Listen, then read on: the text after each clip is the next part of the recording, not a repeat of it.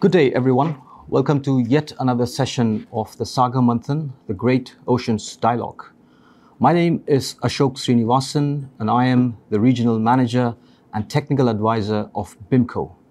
BIMCO is the largest shipping association in the world, and we serve ship owners in a number of ways, and seafarers are the core of all that we do for our ship owners. Seafarers, as they say, are the unsung heroes of global trade. They are the ones that run the ship. They are the ones that make the ships go, and ships make the world go. And they say that if ships stopped, during COVID, if the ships had stopped, half the world would have starved, and the rest of the half would have frozen. But seafarers, like I said, are the unsung ones. They are resilient, they are skilled, and they are indispensable. Life at sea today is probably more safer than ever before. But still, there are many challenges that still persist in our industry. From disparities in pay and working conditions to limited career progression, seafarers face a number of challenges. At the same time, the industry is confronted with a growing talent crisis. I use the word talent because the talented younger generation seek purpose and opportunities elsewhere. As shipping is evolving through digitalization and sustainability, we must rise to the moment and place seafarers at the very heart of the maritime policy and investment. This panel will explore the bold, actionable strategies through policy reform, visionary leadership, and inclusive skilling ecosystems to reignite the pride in the profession and ensure that seafarers become a respected and future ready for their career once again. I have with me two very eminent and very relevant personnel as my panelists who will delve into this topic a bit more and to see if we can get the answers to this conundrum. First is Ms. Reshma Nilofer Visalakshi. She's India's first and the only marine pilot.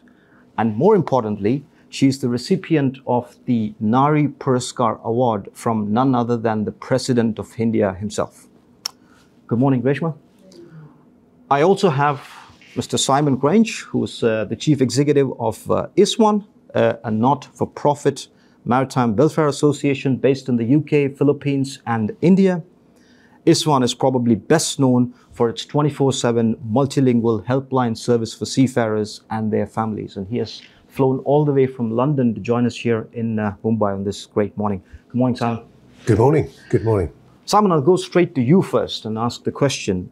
Given ISWAN's global perspective, are the current international standards and welfare frameworks sufficient to address the evolving challenges that seafarers are facing today, especially in the context of welfare, digitalization, and decarbonization? The short answer to that is no. But obviously, I need to elaborate on that a little bit. Please do. And I think, I suppose it's fair to say that the perspective of what we do, ISWAN, where we're always dealing with seafarers who are having difficulties, is that you wouldn't come to us to recruit the future generation because we hear about the very worst stories: abandonment, piracy, detention, suicide. But of course, seafaring is about so much more than that. But it has to be said, if you look at the Maritime Labour Convention, that is a bare minimum in terms of labour standards. And that's not always enforced, of course.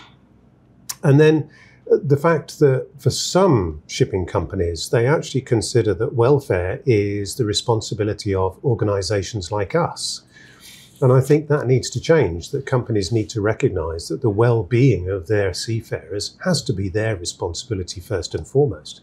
And we're there to help them and support them in that, by all means. But it shouldn't necessarily just be our problem. It's everyone's responsibility. And I think if we look at what's happening, digitalisation and decarbonisation and the challenges that that brings, and the kind of people that we're going to need to recruit into the industry in the future, we're going to be competing with every other industry out there. And so well-being has to be taken into account if we want to be an attractive place for future generations. We recently we did a survey actually amongst seafarers because we were concerned about the impact of decarbonisation on their well-being. And nobody was talking about it. Everyone was talking about the technical aspects of decarbonisation. So within that survey, some really interesting findings. Seafarers came back and said they supported decarbonisation. They really liked the professional challenge that went with that, cutting-edge technology. But they were also really concerned about the increased workload, the fatigue that comes with that, about the training, how they were going to be prepared for it. They were really concerned about what happens when something goes wrong and who's going to take the responsibility for that.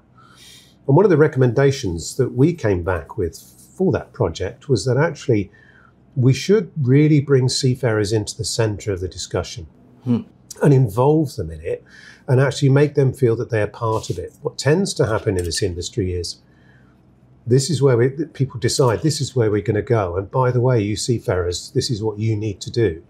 That needs to change. That way then seafarers feel that they're part of something. And that in itself is a major step forward in terms of their well-being. Absolutely. Thank you, Simon. You touched upon some very important points, especially about the MLC and how you should raise the standards for the entire seafaring community. And you also mentioned the well-being and the challenge. They always like challenges. I mean, Reshma and I, we have been seafarers and we love challenges. And I can tell you that the seafaring workforce is very resilient and open to change. So I think it's us that need to help them. Reshma, Simon touched upon a lot of challenges that seafarers face. You've faced them as well. And you've not only faced them, but you've broken significant barriers in the traditional male-dominated profession. What systemic challenges do you believe are the most urgent, especially for gender equity and inclusion? And there's something else very specific I want to ask.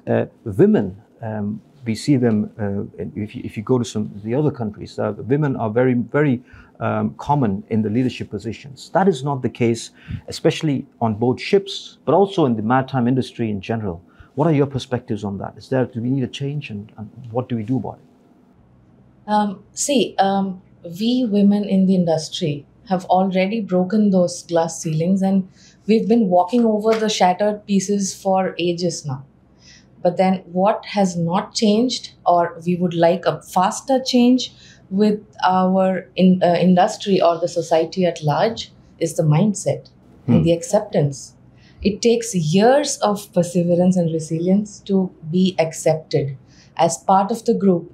And many of us have had to lose our femininity in the bargain to be one among the boys' gang or the boys' leagues. Yes. So mindset changes are the worst of the problems we've faced because the difficulty of work remains the same for both genders. It's the same job and I do the work which I do as a pilot just the way any other male colleague does.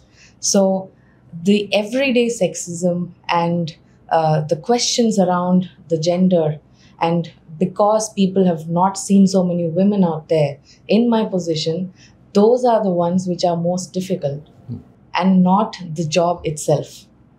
Well, but that said, we, India, specifically in the globe, around the globe, we can proudly say that we have the maximum number of women seafarers out there in the world.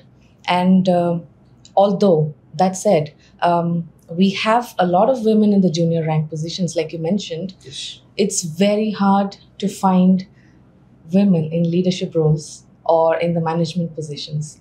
And I think a majority of the blame goes to maternity dropouts.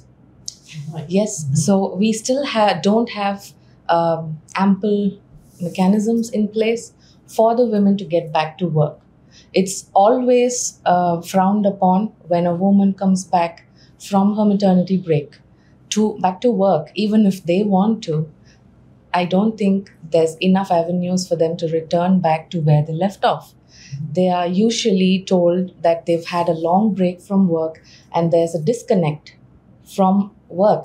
But the same is not said. There's no eyebrows raised when a male seafarer takes a break for his exams per se. For example, they would take a good year or a year and a half or 2 years break, sometimes even 3, to get through their FACE exams. But then to get back, they are considered to have been in relevant fields or in a relevant position. So that's where we could use the current digitization to help.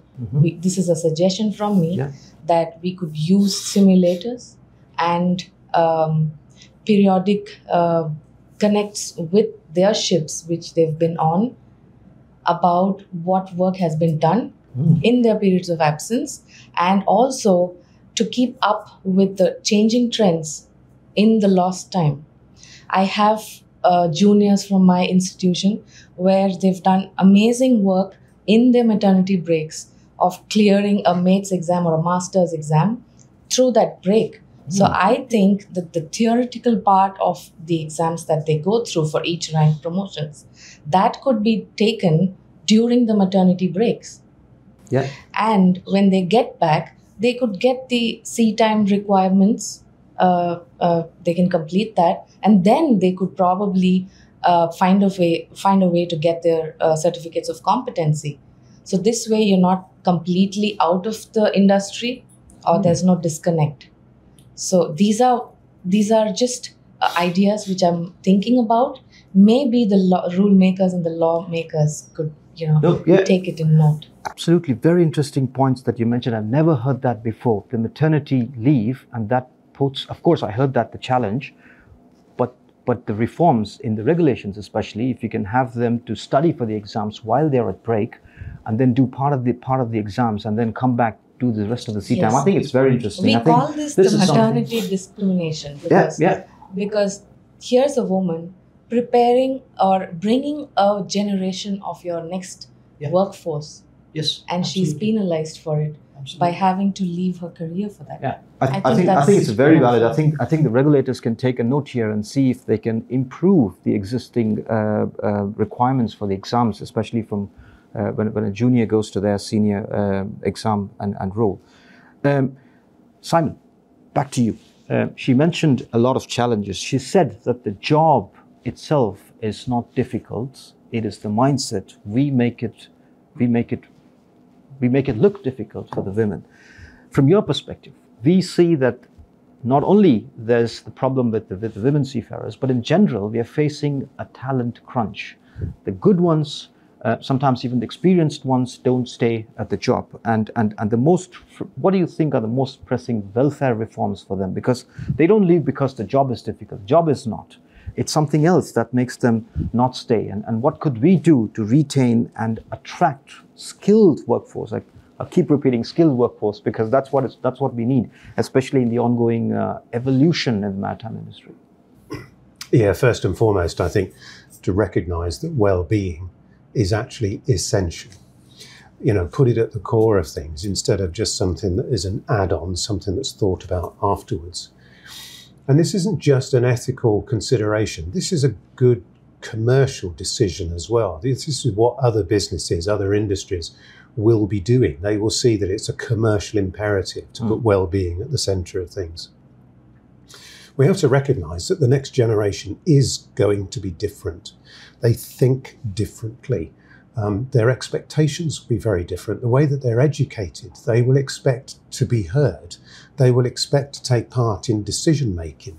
They will want to be respected.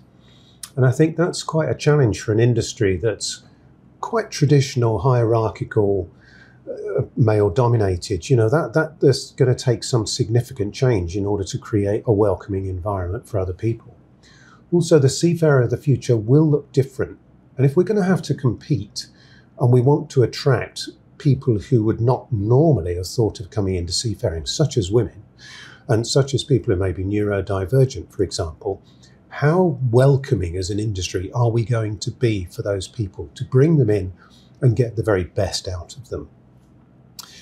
I think connectivity is really important here. Yes, huge strides have been made recently, but it's still not universal. And I think the other side of that is we've got to recognise the challenges of being connected the whole time long with home whilst at work, and the implications that has for the well-being of the seafarer having those dual pressures, but also the implications that it has for social interaction on board, for safety, perhaps, those things. So we've got to learn and think about that.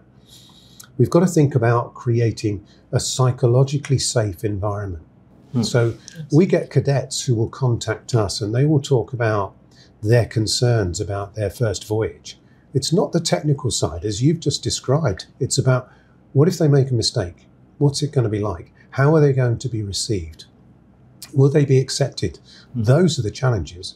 And do we, as an industry, create a psychologically safe environment for seafarers to ask questions, to challenge, to learn?